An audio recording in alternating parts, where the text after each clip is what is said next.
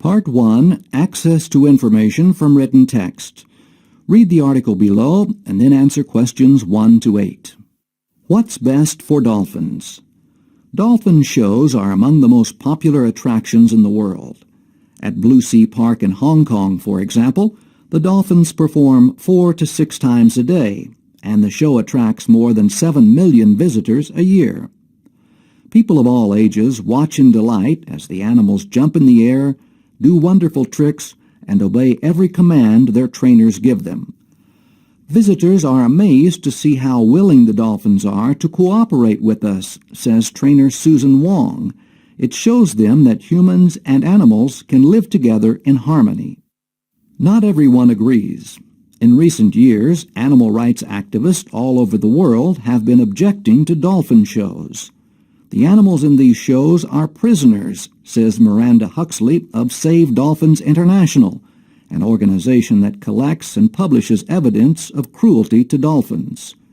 They're caught far out at sea, transported hundreds of kilometers, and forced to live in tiny pools just for our entertainment.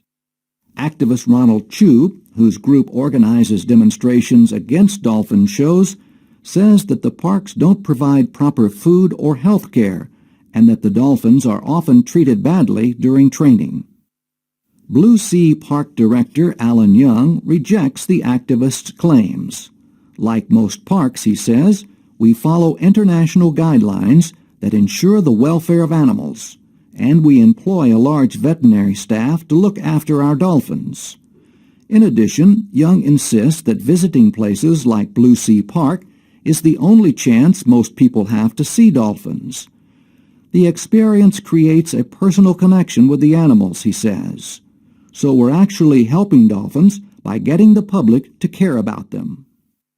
The activists remain unconvinced. The ones who benefit from such shows are not the dolphins, but the park owners, who are making millions of dollars, says Chu. And in any case, nothing justifies keeping these animals in captivity. People who really care about dolphins know that they should be allowed to remain in their natural surroundings. Nevertheless, Chu is optimistic about the future. Protesters have already succeeded in shutting down the shows in several parks, he says. And more people realize that what's being done there is wrong.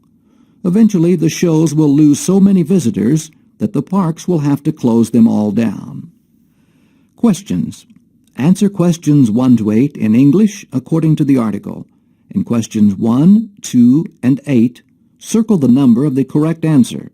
In the other questions, follow the instructions. 1. The numbers in lines 1 to 7 are given to show that 1. Blue Sea Park is very large. 2.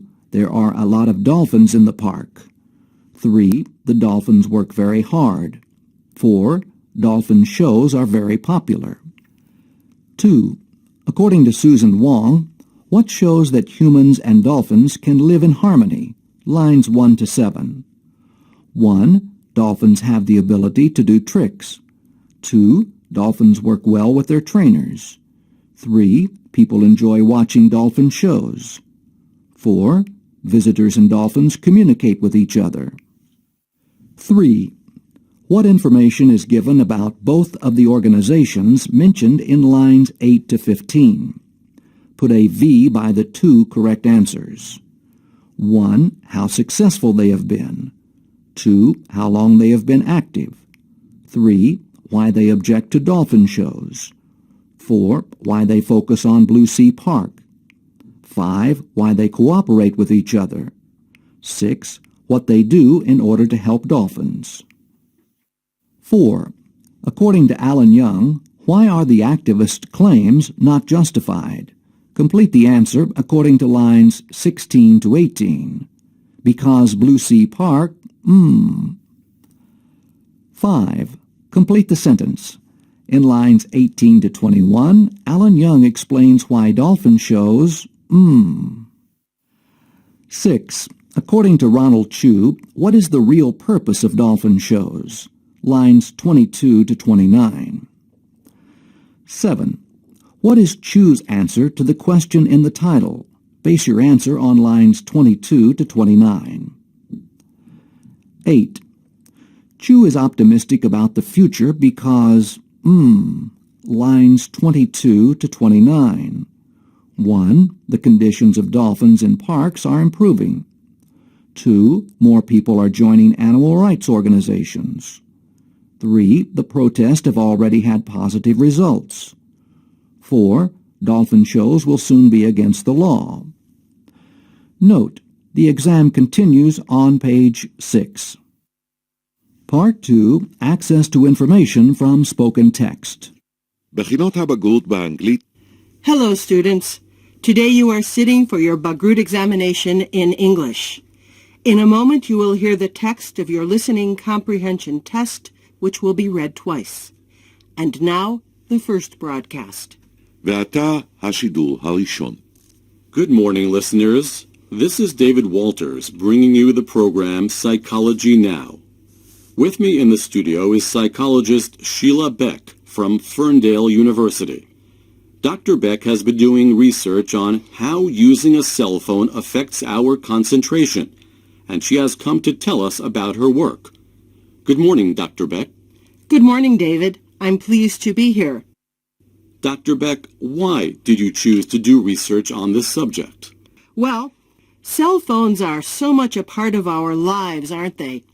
We're always answering the phone, checking for messages, or reading our email. And very often the calls or messages arrive when we're in the middle of doing something else. I wanted to find out how such constant interruptions affect us. You see, there was a time when psychologists thought that we are able to turn our attention from one thing to another and back again very easily. But many studies of concentration have been done in the last 5 years, and they show that this is simply not true. Today, psychologists know what they did not know several years ago, that if we're doing one thing and we're interrupted by something else, it breaks our concentration. Since cell phones are used all the time, I decided to find out just how badly they affect our concentration. And what were your findings? I found that after people turn their attention to their phone, they often waste a lot of time going back over the work they've already done. Let me give you an example. In one experiment, I gave the participants a 3-page article to read, and while they were reading, I sent them text messages. Everything was filmed with a video camera, and then we studied the videos carefully.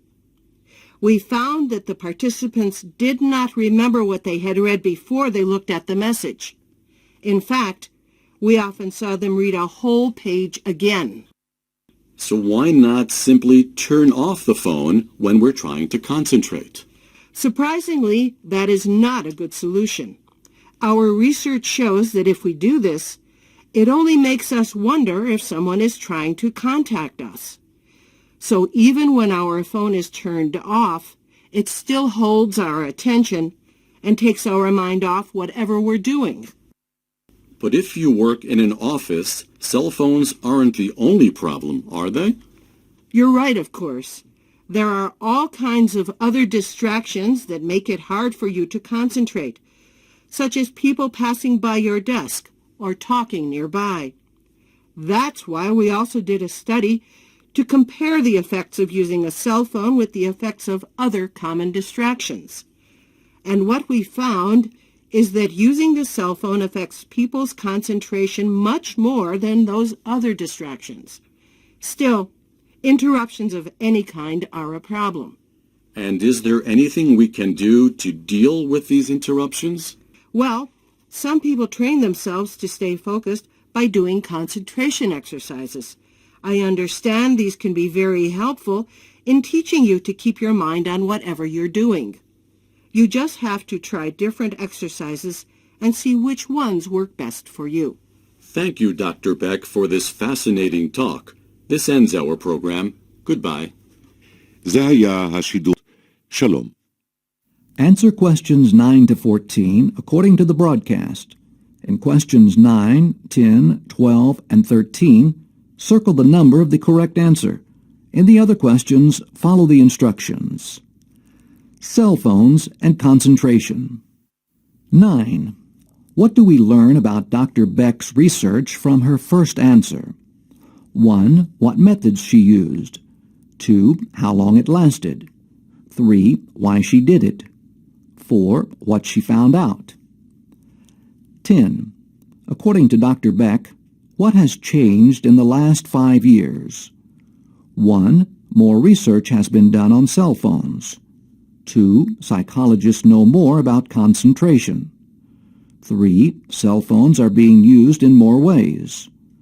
4. More people have trouble concentrating. 11.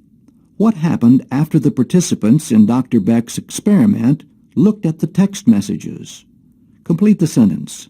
The participants, 12. According to Dr. Beck, turning off the phone doesn't help because, 1. There are other distractions. 2. There are other ways to contact you. 3. People don't know your phone is turned off. 4. You still think about the phone. 13. What did Dr. Beck find out about the office workers? 1. What affected their concentration the most? 2. How they managed to avoid distractions. 3. What they used their cell phones for. 4. How often they used their cell phones. 14. According to Dr. Beck, what may help people learn to concentrate? בהצלחה.